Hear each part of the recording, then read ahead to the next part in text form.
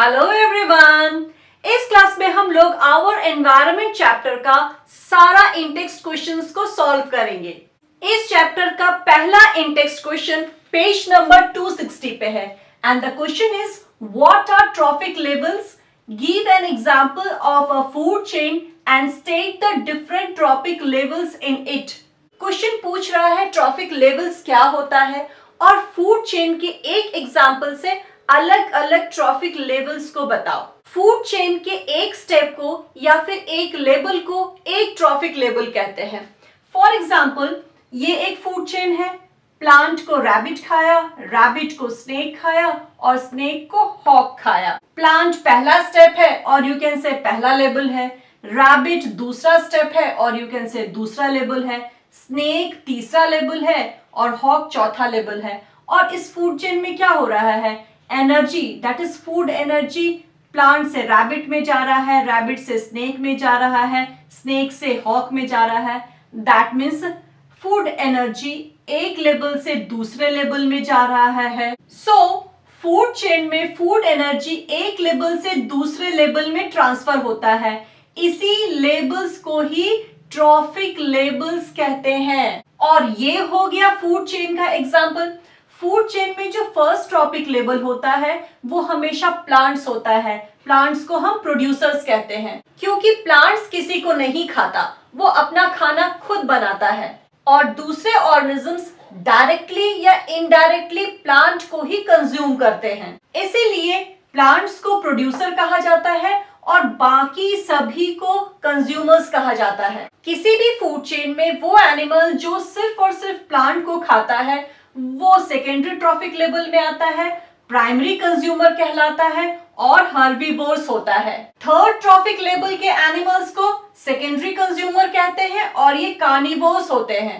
Fourth trophic levels के animals को tertiary consumers कहते हैं और ये टॉप कार्निवोर्स होते हैं। पेज 260 का second question, what is the role of decomposers in the ecosystem. Ecosystem में डिकम्पोजर्स का क्या रोल होता है। हम जानते हैं कि डिकम्पोजर्स वो ऑर्गेनिजम्स होते हैं जो डेड रिमेन्स को खाते हैं और ऑर्गेनिक वेस्ट को खाकर न्यूट्रिएंट्स लेते हैं। ऐसे ऑर्गेनिजम्स का एग्जांपल है बैक्टीरिया एंड फंजाई। डिकम्पोजर्स जब ऑर्गेनिक वेस्ट को खाता है तो वो कॉम्प्लेक्स ऑर्गेनिक सब्सटेंस को सिंपल ऑर्गेनिक सब्सटेंस में तोड़ देता है with the help of their enzymes. इसी को डिकम्पोज करना कहते हैं। मतलब ये डिकम्पोजर्स डिकम्पोज करता है और ये सिंपल ऑर्गेनिक सब्सटेंस वापस मिट्टी में जाकर मिल जाता है और मिट्टी के न्यूट्रिएंट्स को बढ़ा देता है। उस न्यूट्रिएंट्स को प्लांट्स यूज कर लेता है और इस प्रॉपर्टी की वजह से किसी भी इकोसिस्टम में डिकम्पोजर्स का बहुत सारा इंपॉर्टेंट रोल्स हो जाता है। जैसे ये न्यूट्रिएंट्स को रिसाइकल करने में हेल्प करता है, हमारे एनवायरनमेंट को साफ रखने में हेल्प करता है, ये न्यू ऑर्गेनिज्म के ग्रोथ के लिए स्पेस बनाता है और इकोसिस्टम में बैलेंस को बनाए रखता है। चलो इन रोल्स को हम इस चार्ट से समझते हैं। देखो, प्लांट मिट्टी से न्यूट्रिएंट्स लेता है और सन से सन्स एनर्जी लेता है और फूड बनाता है by the process of photosynthesis. इस फूड एनर्जी का 90% एनर्जी प्लांट खुद यूज करता है और 10% एनर्जी उसको मिल जाता है जो इस प्लांट को खाता है। यहाँ रैबिट प्लांट को खा रहा है, मतलब रैबिट को प्लांट का 10% एनर्जी मिल गया। फिर ये स्नेक रैबिट को खाएगा, स्नेक को रैबिट का 10% एनर्जी मिल जाएगा। फिर हॉक स्नेक को खाएगा तो हॉक को भी स्नेक का 10% एनर्जी मिल जाएगा। देख रहे हो, फूड एनर्जी एक से दूसरे में ट्रांसफर हो रहा है। दैट मीन्स न्यूट्रिएंट्स एक से दूसरे में ट्रांसफर हो रहा है। और जब ये ऑर्गेनिजम्स मर जाता है या फिर वेस्ट क्रिएट करता है तो उसको डिकम्पोजर्स खा लेता है। जब डिकम्पोजर्स ऑर्गेनिक वेस्ट को खाता है तो अपने एंजाइम्स की मदद से कॉम्प्लेक्स ऑर्गेनिक सब्सटेंस को सिंपल ऑर्गेनिक सब्सटेंस में कन्वर्ट कर देता है। ये सिंपल ऑर्गेनिक सब्सटेंस ही न्यूट्रिएंट्स होता है जो वापस मिट्टी में जाकर मिल जाता है। इस न्यूट्रिएंट्स को फिर से प्लांट्स यूज करता है, उस प्लांट को फिर कोई हार्बीवोरस खाता है, उस हार्बीवोरस को फिर कोई कार्निवोरस खाता है और इस तरह से एक न्यूट्रिएंट का साइकिल हमारे इकोसिस्टम में, हमारे एनवायरनमेंट में चलता रहता है। डिकम्पोजर्स हमारे एनवायरनमेंट को, हमारे इकोसिस्टम को क्लीन करने का काम भी करता है। देखो, जब ये रैबिट और स्नेक मरेगा तो बदबू फैलाएगा, पॉल्यूशन करेगा, लेकिन ये डिकम्पोजर्स इसको डिकम्पोज कर देता है। डिकम्पोजर्स न्यू ऑर्गेनिज्म के लिए जगह भी बनाता है। अगर ऑर्गेनिज्म एक एक करके मरता गया और वो डिकम्पोज नहीं हो सका तो क्या होगा?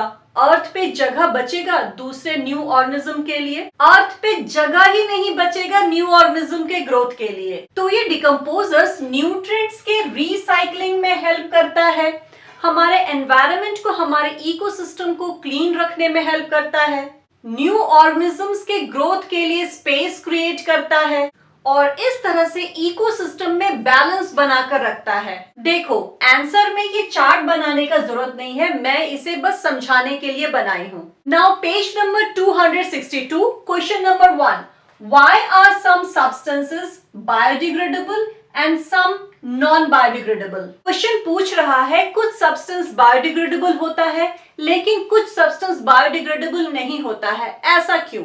डिग्रेड का मतलब होता है कॉम्प्लेक्स से सिंपल में टूटना और बायो का मतलब होता है लाइफ, लिविंग ऑर्गेनिजम्स। वो सब्सटेंस जिसको living organisms that is decomposers तोड़ देता है, मतलब डिकम्पोज कर देता है कॉम्प्लेक्स सब्सटेंस से सिंपल सब्सटेंस में with the help of enzyme is called biodegradable substance। और इसका एग्जाम्पल है dead remains, ऑर्गेनिक वेस्ट जैसे पेपर, क्लॉथ एक्सेट्रा। और वो सब्सटेंस जो डिकम्पोज नहीं होता है वैसा सब्सटेंस नॉन बायोडिग्रेडेबल कहलाता है। इसका एग्जाम्पल है प्लास्टिक, इंसेक्टिसाइड, पेस्टिसाइड एक्सेट्रा। आप सिंपल वे में ऐसे भी लिख सकते हो, substance that can be decomposed are called biodegradable substance and the substance that cannot be decomposed are called non-biodegradable substance। Now second question of page 262. Give two ways in which biodegradable substances would affect the environment। वो दो तरीका बताओ जिससे biodegradable substance that is biodegradable waste environment को effect करता है। सबसे पहला तो यही है कि बायोडिग्रेडेबल सब्सटेंस का डिकम्पोजिशन बदबू का कारण होता है और दूसरा जहां पे ये होता है वहां पे मक्खी मच्छर ब्रीड करता है, दैट इज फ्लाइज ब्रीड करता है। ये फ्लाइज जर्म कैरी करता है जिसकी वजह से डिजीज स्प्रेड होता है। Now third question of page 262। Give any two ways in which non-biodegradable substances would affect the environment। वो दो ways बताओ जिससे कि नॉन बायोडिग्रेडेबल सब्सटेंस एनवायरनमेंट को इफेक्ट करता है। पहला हो गया DDT जैसा सब्सटेंस फूड चेन में एंटर कर जाता है और बायोमैग्निफिकेशन करता है। दूसरा हो गया क्लोरोफ्लोरोकार्बन ओजोन डिप्लीशन करता है और तीसरा हो गया फर्टिलाइजर्स का यूज सॉइल को डिग्रेड करता है, मतलब सॉइल की क्वालिटी को कम करता है, सॉइल में जो न्यूट्रिएंट्स रहता है उसको कम कर देता है। इन तीनों में से कोई भी दो लिख देना। Now page 264 question number 1, what is ozone and how does it affect any ecosystem? Ozone क्या है और ये किसी भी इकोसिस्टम को कैसे अफेक्ट करता है? ओजोन 3 कार्बन एटम का बना हुआ एक पॉइजनस गैस होता है। हमारे एटमॉस्फेयर के स्ट्रेटोस्फेयर में ओजोन गैस का एक लेयर है। ये ओजोन लेयर किसी भी इकोसिस्टम को बचाता है सन के अल्ट्रावायलेट रेडिएशन के डैमेजिंग इफेक्ट से।